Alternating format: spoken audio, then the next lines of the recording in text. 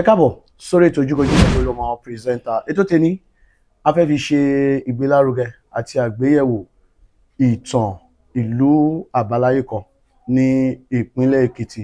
Káwọn nǹkan tó rọ̀ mọ́ àṣà àti ìṣe tó fi mọ́ ìpilẹ̀ṣẹ̀ wọn. Ìlú Ìpolé Èkìtì ni mo wà yìí. Mo sì láǹfààní láti wà níwájú kábíyèsí ọba wa.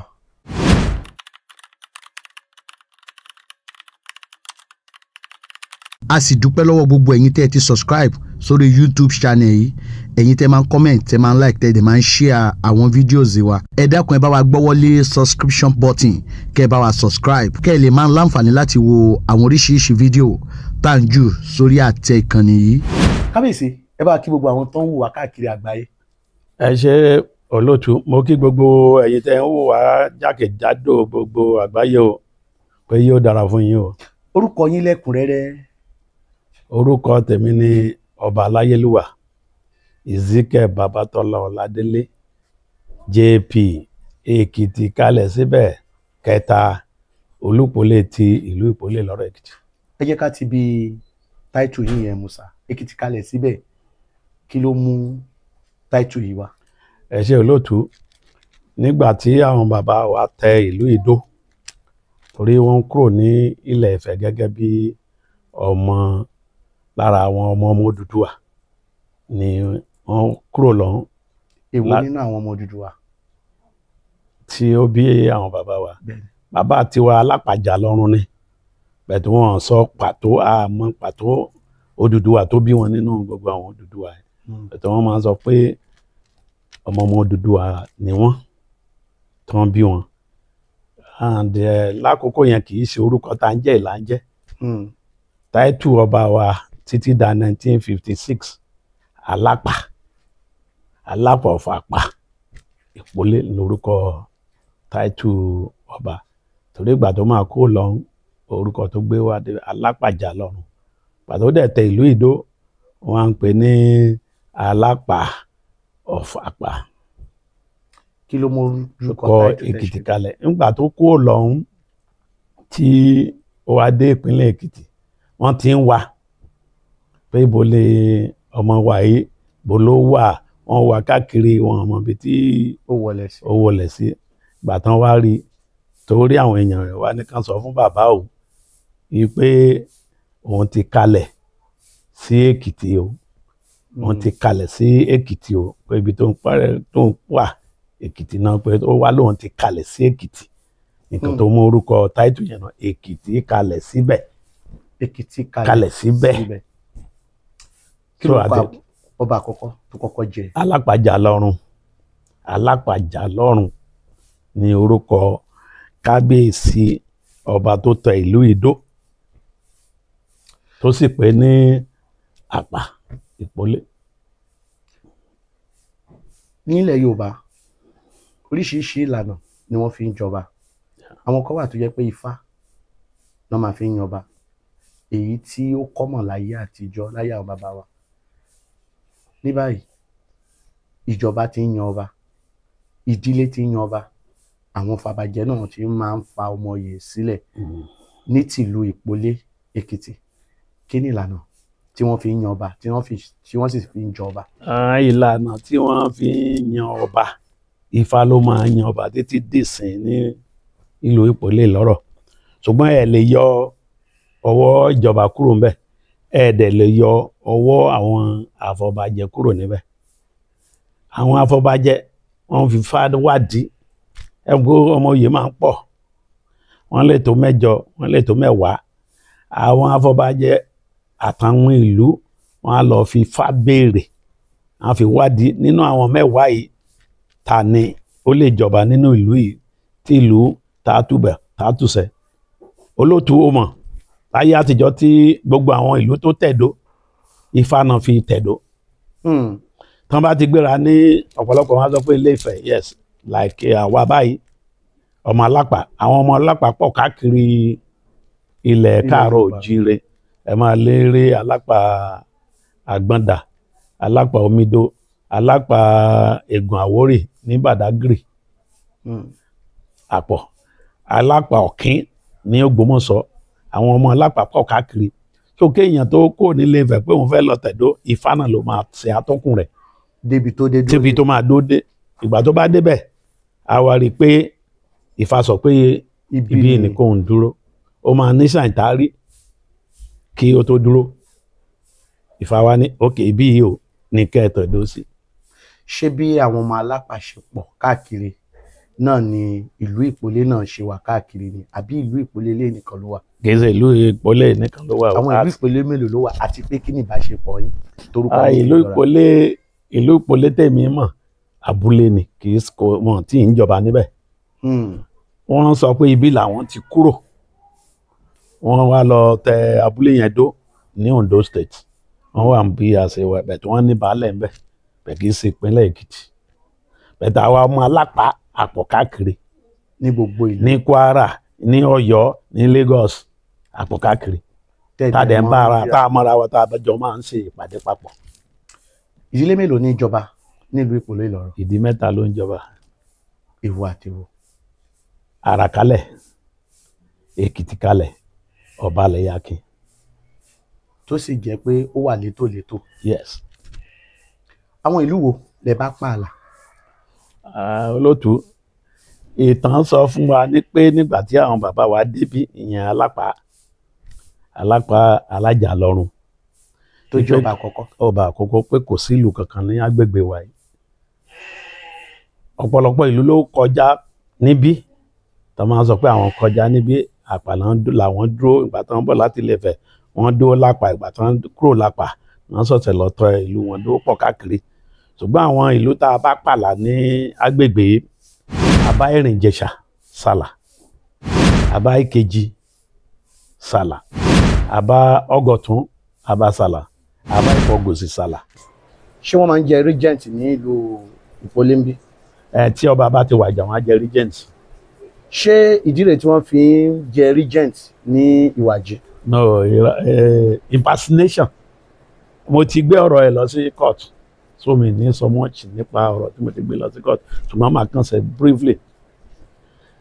ní 1994 wọ́n ń gbèrò láti dá láyé Abacha wọ́n ń gbèrò láti dá àwọn state mìíràn sílẹ̀ àti local government lára wọn ní Èkìtì state gbàdán fẹ́ dá Èkìtì state àtàwọn local government ọba tó súnmọ́ wa níbí Aláyé ó kọ lẹ́tà sí ọba àná kì í ṣèmi ni mo wà lórí oyè pé bàbá o ọ̀dọ̀ àwa pẹ̀lú wọn àtijọ́ wà ní district council tẹ́lẹ̀ rí district council lájẹwà ó wá kọ lẹ́tà sí wọn pé òun fẹ́ gbogbo àjọ wà ní Èkìtì West local government ní local government wa àwọn àtàwà nígbà náà 1994 ó wá kọ lẹ́tà sí ọba wa Kábíyèsí Owóṣeni Bright láti ìdílé Ọbalẹ̀yàkin pé ẹ wá o a gbọ́ pé ìjọba fẹ́ dá àwọn local government àti state sílẹ̀ o ẹ jẹ́ ká jọ wà ní local government kan náà Kábíyèsí wa sọ pé rárá o èmi pẹ̀lú àjọ lè wà ní local government.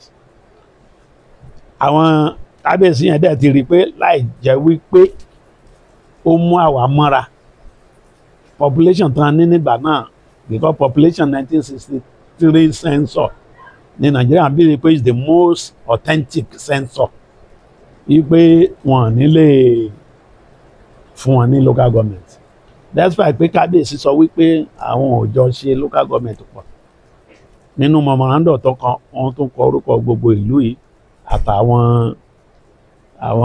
elétò ẹ̀ tó yíká wọ́n kọ́ mọ́ra kìíní yẹn wọ́n kọ́ra memorandum pé àjọ máa wà ní December bẹ́ẹ̀ tìgbà tí Kábíyèsí wa gbọ́ Kábíyèsí wa faraya wọ́n wá fagilé orúkọ ìlú Ìpolé ṣùgbọ́n wọ́n fagilé gbogbo abúlé wọn ara abúlé Ìpolé ní Ìwàjì wà àwọn kan wà ní ọ̀nà Ọ̀gọ̀tún gbogbo abúlé wa ló wà nínú memorandum yẹn wọ́n ìgbà tán máa announce gbogbo ẹ̀ Ìpolé nìkan náà yọ kúrò yẹ wá fún wa ní wàhálà díẹ̀ ó mú káwọn èèyàn wa lọ sí kóòtù bẹ́ẹ̀ ìgbà tá a wá gbọ́ Èkó làwa ti wà láwa àwa sọ pé kò need ká máa fọ àrọ̀ yìí pé a lè sọ pé káwọn yẹn kan mọ̀ ní local government kò need ká dí wọn lọ́wọ́ láti mọ̀ ní local government láti gba ya dẹ̀ ṣe gbogbo nǹkan papọ̀ àwọn èèyàn wà ń bẹ̀ wọ́n ṣe pẹ̀lú wa títí dé ni wọ́n ṣe pẹ̀lú wa gbogbo àwọn tó wà ń bẹ̀ àlejò wa ni wọ́n tẹ́ bá débẹ̀ ń sìn ẹ̀ lè rí ọmọ tó jẹ́ ọmọ onílùú gan bóyá náà lè ju ọkùnrin 5 bẹ́ẹ̀ gbogbo àwọn gèdè tó wà ń bẹ̀ oko wa náà ti ń kọ oko àwa náà san ìsákọ́lẹ̀ fún ìgbà tí bàbá ẹni yẹn wọ́n wá yàn síbẹ̀ kó ṣe representative pẹ̀lú ìmọ̀ sí àwọn tó wà ń bí wọ́n ní kó máa wà ń bẹ̀ gẹ́gẹ́ bí kí ló jẹ́ kó wá sọ̀rọ̀ èdè Apẹ̀tù nígbà táwọn wá fẹ́ jẹ oyè Apẹ̀tù bàbá yìí ló fẹ́ joyè Apẹ̀tù ó wá lóun náà fẹ́ jẹ ìyẹn ẹni tó tó ń sojú wa bẹ́ẹ̀ ó wá lóun náà fẹ́ jẹ náà wá sọ fún ìfòyè ní kó bá máa jẹ Apẹ̀tù despite pé màmá ẹ̀ ló bá Apẹ̀tù tán kì í ṣe ìdílé ti bàbá yìí kò tí ì kan ìdílé yín náà wá fi bàbá yìí jẹ ìgbà tó ń fi bàbá yìí jẹ ó wá gapá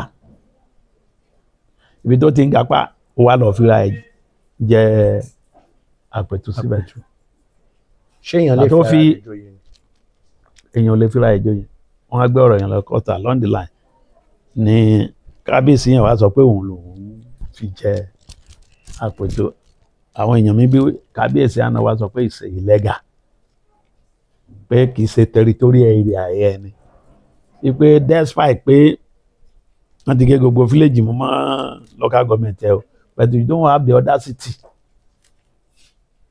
pé àjọ wà ní local government yẹn ò fún ẹ ní audacity láti sọ pé ìwọ la máa fi lágbájá jẹ ní lórí ilẹ̀ mi pé kò ọ̀rọ̀ kéèsì ẹ̀ náà fàtí títí tí kábíyèsí ẹ̀ fi wàṣẹ ìgbà tó wàjà kéèsì ẹ̀ dá ẹ̀ natural death síbẹ̀ gbàdé mi dé pẹ̀lú bàbá yẹn ríra ó sọ fún mi Òjó lórúkọ ẹ̀ à close gan ó wá ní sẹ́ mo mọ̀ pé òun látijọ́ tóun ti wà ń bí òun ta ilẹ̀ onílẹ̀ ó ní tí nǹkan bá fẹ́ ṣẹlẹ̀ ńbẹ̀ òun á ti pe àwọn Apẹ̀tù tó wà ń bí gbogbo bàbá Ọ̀sáwẹ̀ torí bàbá custodian ibẹ̀ gangan nìyẹn Ọ̀sáwẹ̀ ní custodian àwọn ìléyà ló ní gbogbo ilẹ̀ yẹn Ìwàjì ò nílẹ̀ kankan bẹ̀ wọn nílẹ̀ kankan bẹ̀ ló wá ní ókè o á sọ fún wọn á pè wọn pé lágbájá ti fẹ́ máa talẹ̀ bí o èmi ò lọ́wọ́ sí ìgbà tí mo dé náà gbogbo nǹkan tó ń ṣe nìyẹn bẹ́ẹ̀ gẹ́rẹ́ tó kú làwọn kan kóra wọn gang wọ́n bẹ̀rẹ̀ sí ń talẹ̀ wa wọ́n á gbé wọn lọ sí court wọ́n kọ́kọ́ wá sí Olúpọ̀lé wọ́n wá jẹ́jọ́ lónípọ̀lé Palace Court wọ́n lose wọ́n gbé wa lọ sí Ìjẹ̀rọ̀ High Court wọ́n lose wọ́n lọ sí appeal wọ́n struck case out ìkan sì wà lórí òkè tí mo gbé wọn tán tún lọ talẹ̀ kan bẹ́ẹ̀ mo gbé wọn lọ sí court mo gbé wọn lọ sí court yẹn sì wà bẹ́ẹ̀ yẹn ni mo ní mi ò ní sọ̀rọ̀ so issue regent náà ìgbà tó yá tí bàbá yẹ kú olóyè ni o ní ọmọ rẹ̀ sọ pé wọ́n fi ń jẹ regent akọ́rọ̀ ẹ̀ dé deputy governor sọ pé ó ní òní right láti máa pera ẹ̀ ní regent torí pé tọ́ba bá ti wàjà ọmọ ẹ̀ obìnrin náà fi ń ṣe regent pé bàbá ẹ̀ ó ní tó bá yá ń sìn ẹ̀ sọ̀rọ̀ ayín pé ẹ̀ kọ̀wé ẹlẹ́ẹ̀tì fẹ́ dọ́ba ó ní kò sí nǹkan tó ń jẹ́ bẹ́ẹ̀ bẹ́ẹ̀ tó sì ń pààrọ̀ èdè gẹ́gẹ́ rẹ̀ ìyẹn ló mú mi kí n gbé lọ sí court kéèsì wa wà ní court so mi fẹ́ sọ lójú yẹn lọ kéèsì yẹn wà ní court. ẹ jẹ́ ká kúrò ní ibi ọ̀rọ̀ dispute ká bọ́ sínú àṣà àti ìṣe ìlú Ìpolé kí ni àwọn àṣà àti ìṣe tó rọ̀ mọ́ ìlú Ìpolé. àwọn àṣà àti ìṣe wa ní àwọn ọdún tá a máa ń ṣe ọdún ìbílẹ̀. ẹ jẹ́ ká mọ̀ wọ́n. nílùú yìí a máa ń sọdún Ògún a máa ń sọdún Ìjà. ní fẹ́rẹ́ńjógí àbí lóní kìkì. a máa ń sọgùn tó máa kì gan. bí ìgbà wo lè máa ṣe. a tún ní ọdún Ewì ọdún Ewì ọlọ́jọ́ ẹ̀ gan ló tún wá ti pàtàkì gan. ìgbà wo ni ẹ máa ń wáyé lọ́dún. October la máa ń ṣe pẹ̀lú agbára náà tọdún yìí due to certain delay a máa ṣe ní November 15 ní gbogbo ìlú fẹnu kò pé a máa ṣe pẹ̀tọ́ láwọn kankan tá a ti ṣe ṣáájú ọjọ́ yẹn torí ní month of August àwọn kankan wà tá a gbọ́dọ̀ ṣe tó rọ̀ mọ́ àṣà àti ìṣe yẹn tó rọ̀ mọ́ àti kọ́kọ́ ṣe yẹn pẹ̀tọ́ bá ti ọdún yẹn àwa ṣe àjọyọ̀ ẹ̀ ọjọ́ on the 15 yẹn November gangan November 25 ló yẹ ká ṣe bẹ́ẹ̀ torí ìdí kan sí kejì àwa yí padà sí. lẹ́yìn ọdún kí làwọn orò tàbí òòṣà tó jẹ́ àdáyébá nílùú Ìpolè? ó pọ̀ ara ẹ̀ ní orò rí orò àìrégbé ara orò wa ni olókùn àìrẹ̀ ọdún Ìjẹ̀ṣu a máa ṣe àìrégbé a ṣe olókùn a ṣe ọdún Ìjẹ̀ṣu ti ọba náà so àwọn orò àtúnṣe ọdún orò ìjà torí orò ìjà yẹn a máa ṣe ìyẹn ló máa ń precede kójò tó rọ̀ kò dẹ̀ sígbà tá a máa ṣe orò yẹn òjò gbọ́dọ̀ rọ̀ ní àìdá kó rọ̀ lọ́jọ́ ọjọ́ kejì. kí làwọn èèwọ̀ tó rọ̀ mọ́ ìlú Ìpolè ń bí? ìlú Ìpolè ò léèwọ̀ kan tó pọ̀ lọ tó bẹ́ẹ̀ àwọn kan wà ní àdúgbò kan nílẹ̀ wọn gbọ́dọ̀ jẹ Ọ̀ṣun Ògògó. kí nìdí? ìdí yẹn pọ̀ history yẹn pọ̀ rẹpẹtẹ wọn tó bẹ́ẹ̀ láti jẹ tó máa jẹ wàhálà ni. dẹ̀ nílé ọba ẹ mọ̀ pé tuntun ti tẹ́ gbogbo èèyàn ti jẹ ṣùgbọ́n a gbọ́dọ̀ jẹ iṣu láì ṣe pé àsọdún Ìjẹ̀ṣu èèwọ̀ ni gbogbo ọmọ ilé ọba tẹ́ mọ̀ pé èèwọ̀ ni o rí wàhálà adé tó máa jẹ so ọ̀pọ̀lọpọ̀ nǹkan bẹ́ẹ̀ ló wà tó jẹ́ pé ó jẹ́ èèwọ̀ wa tá à ní ṣe unless tí a bá ṣe certain things. ìgbà wo lélẹ́dùà fi yín sórí àpèrè bàbá yín? September 22, 2013. kí làwọn nǹkan ìdàgbàsókè tí ó ti ṣẹlẹ̀ sílùú yìí ní àkókò ìṣèjọba? a dúpẹ́ lọ́wọ́ Ọlọ́run o ìdàgbàsókè pọ̀ rẹpẹtẹ ọdún preceding kí n tó di ọba torí mo jẹ́ kan nínú àwọn olóṣèlú tí gómìnà dẹ̀ fẹ́ràn ọ̀nà tẹ́ wáyé látẹ̀fún débí lórí ọ̀fẹ́ Ọlọ́run àtàwọn kan ní gómìnà ti bá a ṣe ẹgbẹ́ ọ̀nà ní gbogbo èrò sí rìn wáyé yàtọ̀ sí yẹn iléèwé wa wọ́n bá renovate bá wọbẹ̀ ọ̀pọ̀lọpọ̀ nǹkan mẹ́rin ló wà ní grammar school wa yàtọ̀ sí yẹn láàrin ìlú náà ọ̀pọ̀lọpọ̀ ní street road tí ìjọba bá fi ọ̀dà sí. ara ìdàgbàsókè ni pé ìgbà tí mo dé kò síná iná wà iná wọ ìlú tẹ́ bá wo town hall wa náà ara ìdàgbàsókè ni palace wa ìgbà tí mo dé kò sí palace wọ́n ní palace tẹ́lẹ̀ wọ́n ti bulldoze ẹ̀ wọ́n wá tún kọ́ mọ́ tẹ́ bá débẹ̀ àtìkọ́ lọ́lá àwọn olóyè mi náà àwọn alátìlẹyìn àwọn olóyè mi àtàwọn ìlú àwọn ọ̀tọ̀pọ̀lọ́ ìlú wọ́n gbìyànjú gan tó pọ̀ nílùú so oríṣiríṣi nǹkan ìdàgbàsókè ló ti wà bí ọjà tuntun ká dá ọjà lẹ̀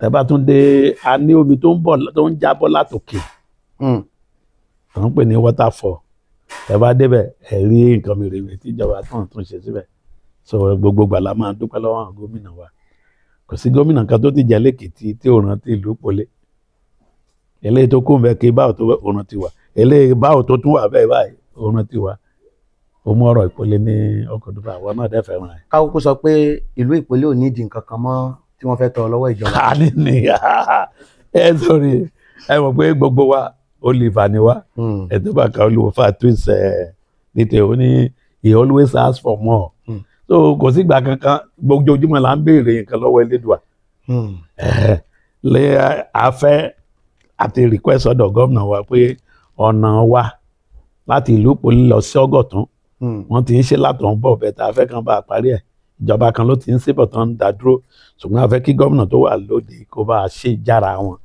kéyìn pẹ̀lú kábíyèsí Ọlọ́gọ̀tún tó kalẹ̀ máa ríra ká máa sọ̀rọ̀ ní tùnúnù bí káwọn èèyàn kó máa wá bí káwa náà máa káwa lọ à ń lọ bẹ̀bẹ̀ tọ̀nà yẹn ò dáa a fẹ́ kí ìjọba kó bá a ṣe. kábíyèsí kí ni merit and demerit ipò ọba?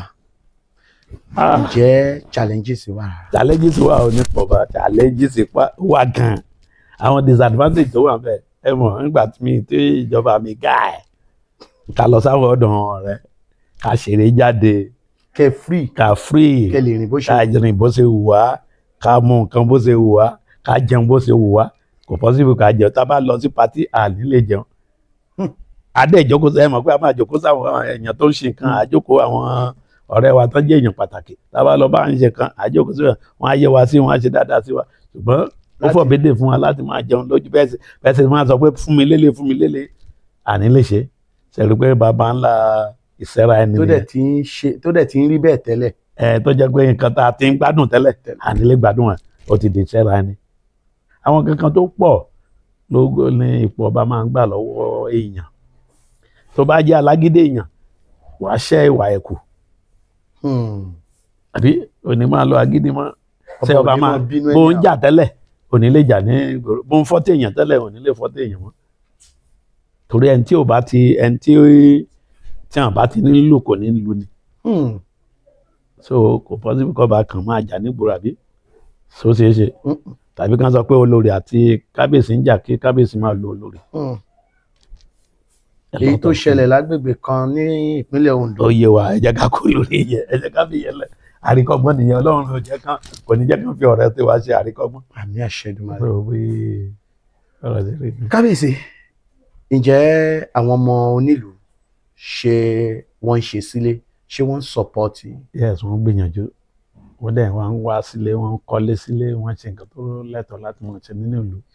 kí ni ìmọ̀ràn yín fún gbogbo àwọn ọmọ ìlú Ìpolé nílé lóko àti lẹ́yìn odi kẹ́ tó fẹ́nu àṣẹ ṣàdúrà fún wọn. ìmọ̀ràn wọn ni pé kán mọ́ gbàgbé ilé torí bàbá wa kan tí ìgbà tí wọ́n ti ń ṣòṣèlú bàbá wa Adésànyà máa sọ anẹ́ni tó bá ti gbàgbé ilé a ló so àpò ìyàkọ́ so kán mọ́ gbàgbé ilé kán mọ́ rántí ilé kán kọ́lé sílé torí pé ilé ni àbọ̀sími ọkàn.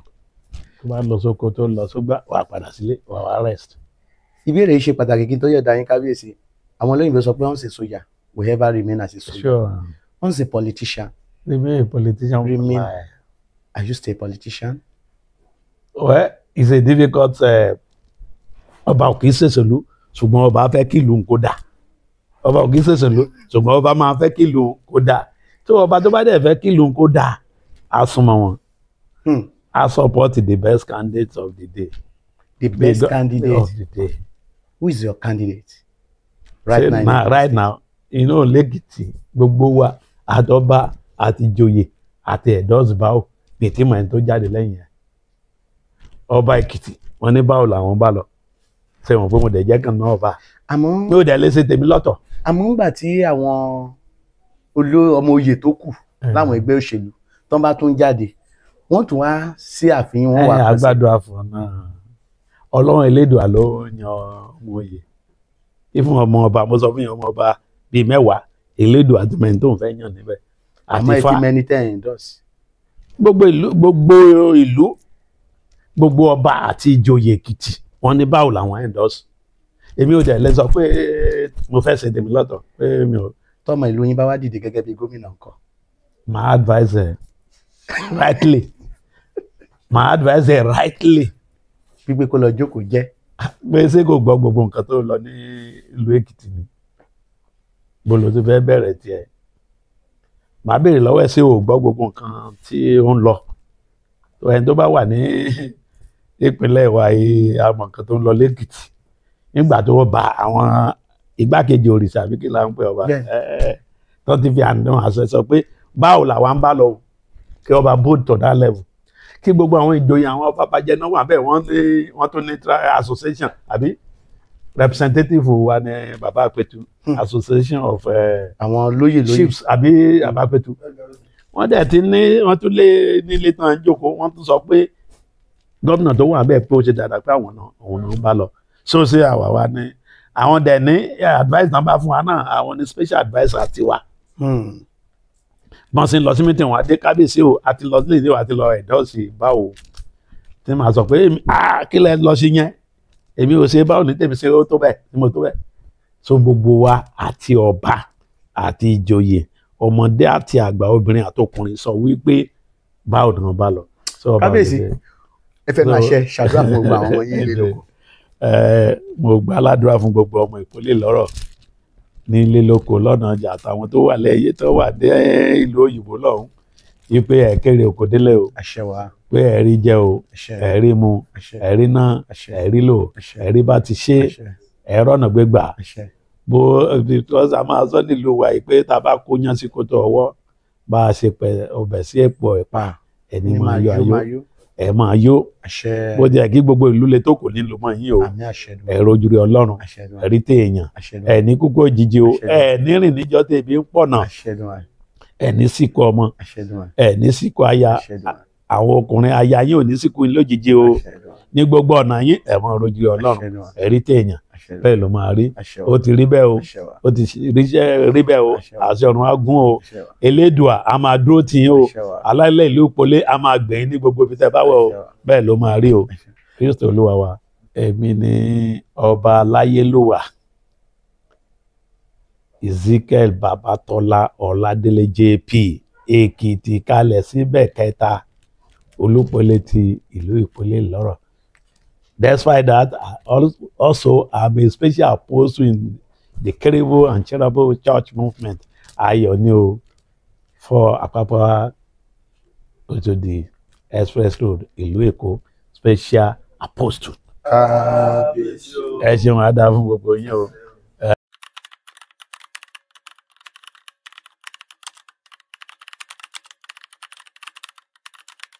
a sì dúpẹ́ lọ́wọ́ gbogbo ẹ̀yin tẹ́ ẹ ti subscribe sórí YouTube channel yìí ẹ̀yin tẹ́ máa ń comment tẹ́ máa ń like tẹ́ ẹ dẹ̀ máa ń share àwọn videos wa ẹ dákun ẹ bá wa gbọ́wọ́lé subscription button kẹ́ ẹ bá wa subscribe kẹ́ ẹ lè máa ń láǹfààní láti wo àwọn oríṣiríṣi fídíò tá à ń jù sórí àtẹ ìkànnì yìí.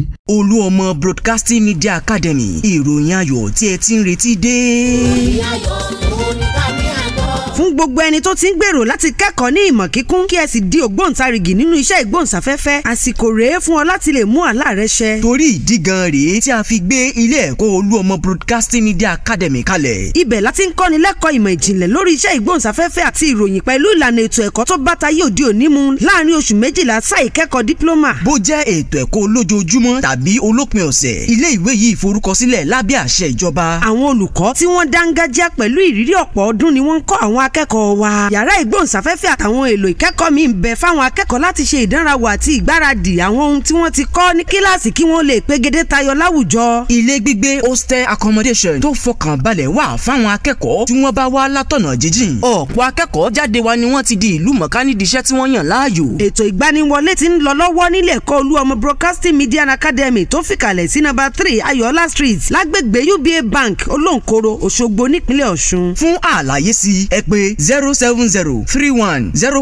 07031051831 lẹ́ẹ̀kan sí 07031051831. Olúọmọ Broadcasting Media Academy, connecting you to the world.